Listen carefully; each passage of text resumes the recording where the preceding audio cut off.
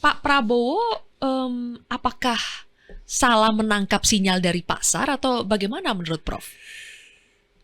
Gini, maaf ya kalau saya bilang Pak Prabowo tidak paham pasar modal, ya kan? Pasar modal adalah mirror image kepercayaan investor terhadap ekonomi kita.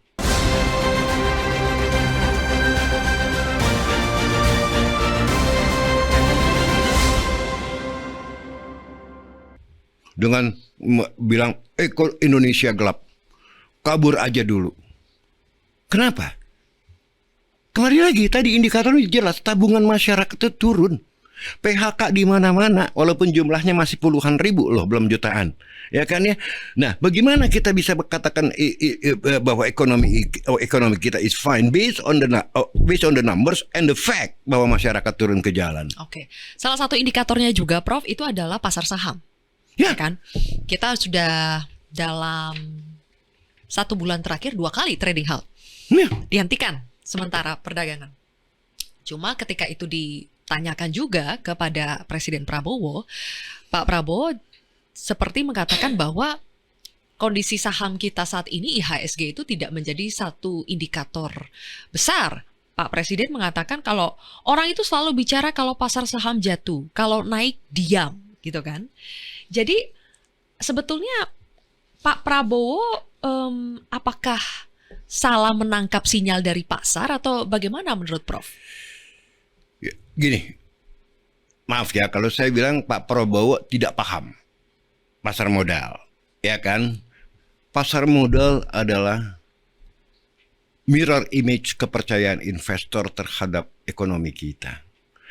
Kalau investor asing masuk, harga saham naik, indeks harga saham gabungan naik, itu kepercayaan bahwa mereka percaya pada pemerintah kita. They are doing very well, ya kan? Sehingga duit masuk, ya kan? Ini namanya hot money, ya kan? Yang bisa kapan saja masuk, bisa kapan saja keluar. Ya. Begitu mereka lihat bahwa bank-bank masuk ke Danantara, ya kan, mulai mereka guyur. Mereka takut bank-bank digunakan menjadi bancakan daripada proyek-proyek yang ultra populis, yang tidak ada penghasilannya, tidak ada manfaatnya, duitnya tidak dari mana, dari bank. Maka mereka sell. Artinya mereka tidak percaya, ya.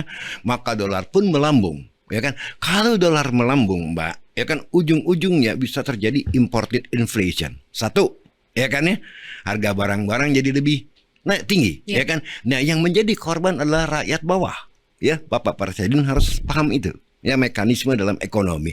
Yang kedua, seandainya dolar sampai terus, apalagi melebihi 16.900 seperti sekarang, saya khawatir PLN tidak bisa supply. Maaf loh ya, saya bisa salah ya. Tapi yang udah jelas, semakin tinggi dolar, semakin tinggi dia punya defisit antara pendapatan, penerimaan, ya, dengan pengeluaran.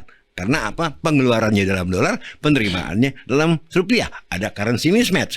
Begitu juga dengan Pertamina misalnya. Jadi jangan anggap enteng yang namanya pasar modal. Itu adalah indikator orang-orang di luar sana, negara-negara sana, investor-investor sana terhadap ekonomi kita baik-baik saja atau tidak. Kalau mereka cabut, ya, yang hot money aja cabut, bagaimana kita mau mengundang cold money? Yang namanya foreign direct investment, ya kan?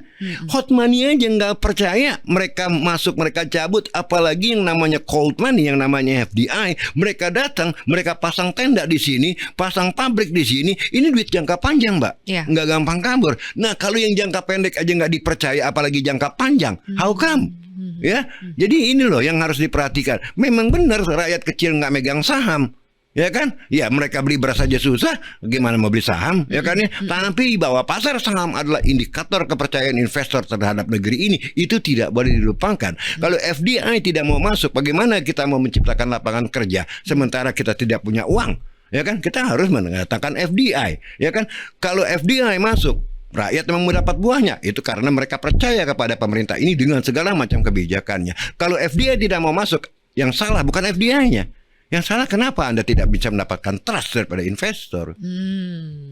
Tapi untungnya hari ini, Prof, Kamis 10 April ya, ini karena efek penundaan pemberlakuan tarif resiprokal Trump, Akhirnya pasar modal kita dan di seluruh dunia Iya. hijau. Hijau bukan karena kita, tapi karena memang Trump. Jangan salah sangka, ya kan? Ya, kalau Trump tidak melakukan penundaan dulu, ya mungkin nggak naik ini hari, kan gitu, ya kan ya. Nah, itu yang pertama. Yang kedua, kembali lagi orang-orang tanya, ini long lasting atau tidak, Ya. ya kan? Ya, saya bilang gini, tergantung Trump lagi. Kalau Trump bilang ini kan orang susah ditebak, ya kan? Kalau si Trump bilang oke, kita batalin benar-benar sampai 90 hari ke depan, nah masyarakat akan kembali ngeliat apa? Fundamental kita. Bukan si Trumpnya, Iya. kan gitu ya kan. Ini bahas aman nggak sih kalau gua beli bank Mandiri, ya kan ya, aman nggak sih kalau gua beli bank BNI. Nah, kembali lagi kepada diri kita sendiri, Faktor internal. faktor internal, ya kan. Nah, itulah sebelum Trump itu faktor internal yang mendrive kita sampai trading halt.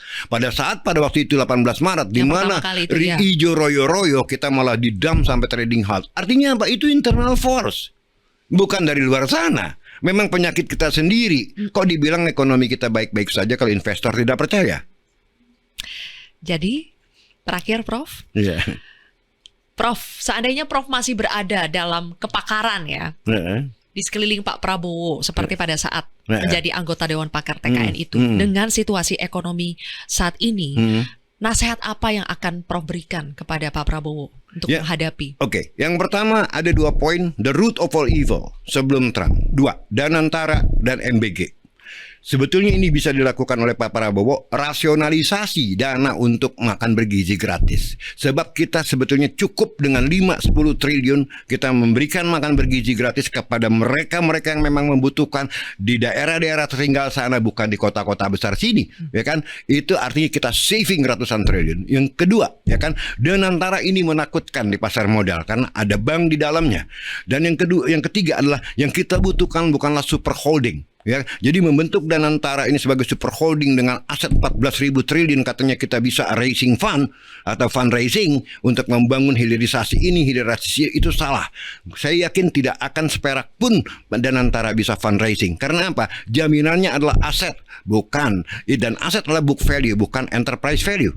Ya, kalau mau fundraising, you must have enterprise value, bukan book value. Book value ini kan cuma catatan nih bangku berapa sih di kantor, ya kan. Tapi itu kan nggak bisa digadaikan jadi uang, ya kan. Oleh karena itu, Danantara kembali lagi, kalau ide saya ya Mbak ya, keluarkan bank-bank dari Danantara dan robah bisnis modelnya. Walaupun itu tidak bisa dibatalkan, itu masih mungkin. Nah, selebihnya ketiga, kembali lagi, efisienkan ini orang-orang yang punya pabrik-pabrik. Ini udah pada tutup akibat tidak tahan dengan pemalakan di lapangan. Bagaimana kita bisa kompetitif, ya kan, di melawan Vietnam yang sekarang lagi booming, lagi flourishing, ya, dengan kondisi kayak begini gitu loh ya. Nah, 3 poin itu pesan saya kepada pemerintah ini, Mbak. Oke, dan kepada masyarakat kita harus ngapain nih, Prof? Nah, ini pertanyaan yang menarik. Masyarakat ini dalam keadaan kondisi Indonesia gelap, dalam arti begini, Mbak ya. Bukan masalah mereka tidak punya duit, mereka masih bisa hidup. Tapi yang parah dalam hidup ketika Anda kehilangan harapan. Demotivasi, Prof. Ya, itulah yang disebut gelap gitu loh. Mau berapa tinggi pun level Anda. Misalnya Anda seorang konglomerat, orang pikir di luar sana, dia tajir. Happy pasti, belum tentu. Begitu dia lihat bisnisnya declining, harapan hilang, dia bisa stres, Mbak. Apalagi tukang ojek, apalagi kita nih rakyat-rakyat kecil. Ketika kita lihat di depan sana bahwa kita on the way down, bukan on the way up loh, ya kan? Harapan hilang, ya gelap lah, Mbak. Ya kan? Yang penting dalam hidup itu adalah harapan, ekspektasi, ya, bukan level di mana Anda berada. Tadi saya katakan, Anda boleh konglomerat, tapi saya yakin Anda stres kalau Anda melihat semua bisnis Anda sliding down. Jadi kita harus mendoakan pemerintah kita Sadar diri. supaya Sadar diri atas mengambil kebijakan. tepat mengambil kebijakan. Karena Oke. kebijakan ini menurut saya salah besar. Sebagai negara pasti mendorong rakyatnya dalam situasi seperti ini untuk tetap spending ya, Prof. Supaya perekonomian bergerak. Betul. Tapi di sisi lain kita mau spending juga khawatir Udah ini. makan tabungan? Udah makan tabungan. Tadi saya bilang 2019 rata-rata average saving 3 juta, sekarang 1,3, itu jatuh lebih dari 50% lah. 60% lebih itu, ya kan? Nah, inilah yang membuat harapan itu hilang. Karena dia terus berada dalam tren yang menurun. Nah, ketika harapan itu hilang, maka mereka outlook is gelap ke depan. Ya. Gimana nih Prof? Kan pengennya kita bangun terus melihat Indonesia cerah Prof. Ya tadi seperti tadi saya sarankan ya, kembali lagi buat Oke. kebijakan-kebijakan yang memang tidak menggerogoti fiskal kita, karena kalau menggerogoti fiskal kita saya khawatir Juni ini kita di downgrade sovereign rating kita ya, 1 notch lower aja itu bisa membuat ngacir dolar, dan itu bencana buat semua orang. Semoga itu tidak terjadi. Semoga ya, itu Prof, tidak ya. terjadi. Oke, mudah-mudahan bisa menjadi masukan. Terima kasih.